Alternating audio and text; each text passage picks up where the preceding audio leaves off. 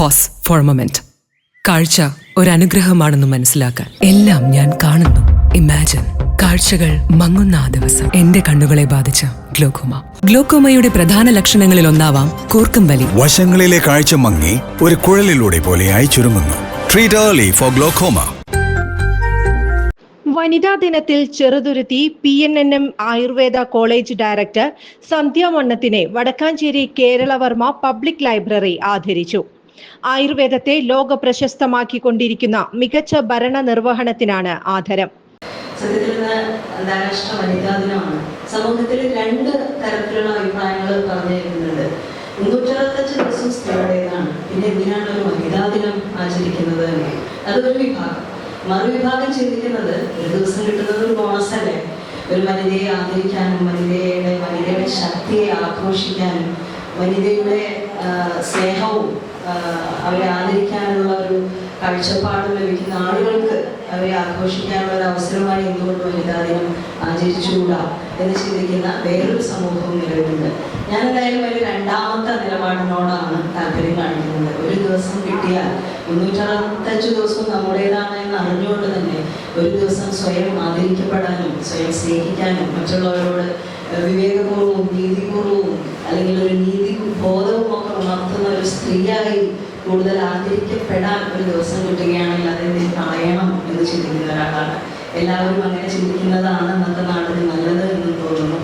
ഏതായാലും ഒരു സ്ത്രീപക്ഷ സമൂഹത്തെ പ്രതിനിധീകരിക്കുന്ന കർഷകരായതുകൊണ്ട് ഒരു കാരണവശാലും പുരുഷന്മാരെ നമുക്ക് മാഡം പറഞ്ഞ പോലെ അല്ലെങ്കിൽ മുരളിയേട്ടൻ പറഞ്ഞ പോലെ മാറ്റി നിർത്താൻ സാധിക്കില്ല. സത്യത്തിലെ സ്ത്രീ ശക്തിയുള്ളവൾ തന്നെയാണ്, അതിൽ യാതൊരു തർക്കമില്ല. നമ്മുടെ നാട്ടിൽ പൊതുവെ പറയപ്പെടും സ്നേഹിച്ച് ജീവിച്ച ദമ്പതികൾ കുറച്ച് പ്രായമാകുമ്പോൾ നമ്മുടെ സമൂഹത്തിൽ പൊതുവെ പറയുന്ന ഒരു കാര്യമാണ്, ആ സ്ത്രീ മരിക്കുന്നതിന് മുമ്പേ പുരുഷൻ മരിക്കണേ എന്ന് പ്രാർത്ഥിക്കുന്നു. കാരണം അത് പുരുഷനോടുള്ള ദേഷ്യം കൊണ്ടോ വിദ്വേഷം കൊണ്ടോ അല്ല, മറിച്ച് ആ സ്ത്രീ ഇല്ലാതെ പുരുഷന് ജീവിക്കാനാവില്ല എന്നുള്ള സത്യം കൊണ്ടാണ്.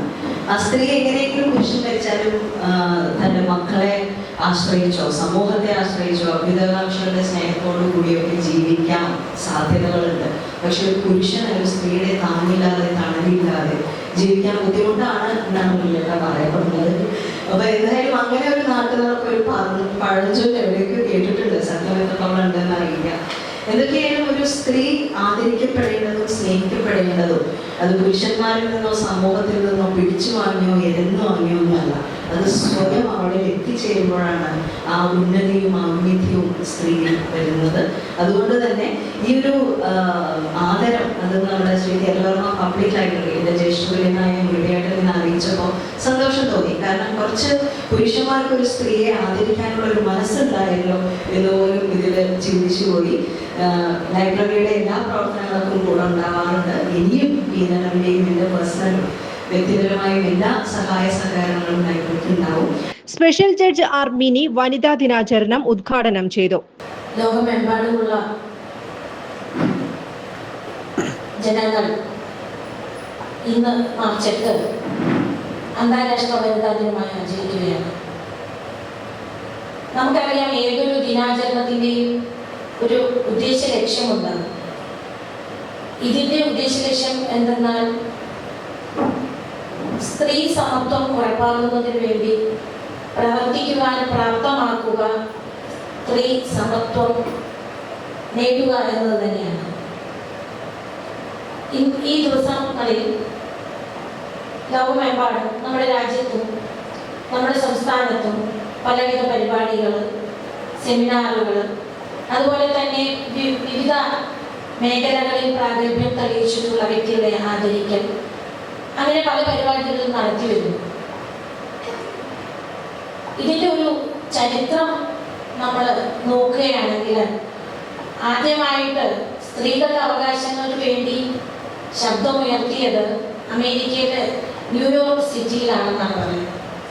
15,000-ഓളം വരുന്ന സ്ത്രീകൾ അവരുടെ ജോലി സാഹചര്യങ്ങളിൽ മെച്ചപ്പെടാനുള്ള സാഹചര്യം ഉണ്ടാക്കുക, അവർക്ക് ഒരു മാന്യമായ ശമ്പളം കിട്ടുക, അതുപോലെ തന്നെ അവർക്ക് വോട്ടവകാശം ലഭിക്കുക തുടങ്ങിയ ആവശ്യങ്ങൾ ഉന്നയിച്ചാണ് അവര് സംഘടിച്ചത് എന്നാണ് പറയുന്നത്.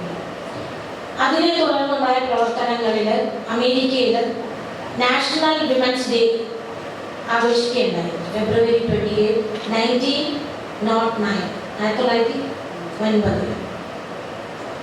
അപ്പോൾ അതിനുശേഷം പല യൂറോപ്യൻ രാജ്യങ്ങളിലും സ്ത്രീകൾ സംഘടിക്കാൻ തുടങ്ങി, അവരുടെ ആവശ്യങ്ങൾ ഉന്നയിക്കാൻ തുടങ്ങി.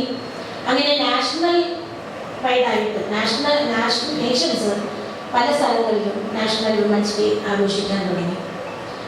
തുടർന്ന് 1975 United Nations international women's day March 8 ഒരു പ്രഖ്യാപനം ഉണ്ടായത് ആചരിക്കാനായിട്ട്. തുടർന്ന് നമ്മുടെ രാജ്യവും നമ്മുടെ സംസ്ഥാനവും എല്ലാം ഈ ദിനം ആചരിച്ചു വരികയാണ്. സ്ത്രീകൾക്ക് സൗജന്യമായി നിയമപരമായ എല്ലാ സേവനങ്ങളും ലീഗൽ സൊസൈറ്റി ലഭ്യമാക്കുന്ന കാര്യം അവർ ഓർമ്മിപ്പിച്ചു. ലൈബ്രറി കൗൺസിൽ ജില്ലാ ജോയിന്റ് സെക്രട്ടറി വി മുരളി അധ്യക്ഷത വഹിച്ചു. Secretary G Sathyan, vice president Lissy Kora, Usaiba Beevi, P K Sujay, P Dhanya, Anitha Gopakumar, T G Omana, Shalini Das എന്നിവർ പ്രസംഗിച്ചു. കൂടുതൽ വാർത്തകൾക്ക് ഞങ്ങളുടെ ചാനൽ സബ്സ്ക്രൈബ് ചെയ്യുക. ഫേസ്ബുക്ക് ഫോളോ അപ്പ് ചെയ്യുക. വാർത്തകൾ വേഗത്തിലറിയാൻ എനി ടൈം ന്യൂസ്.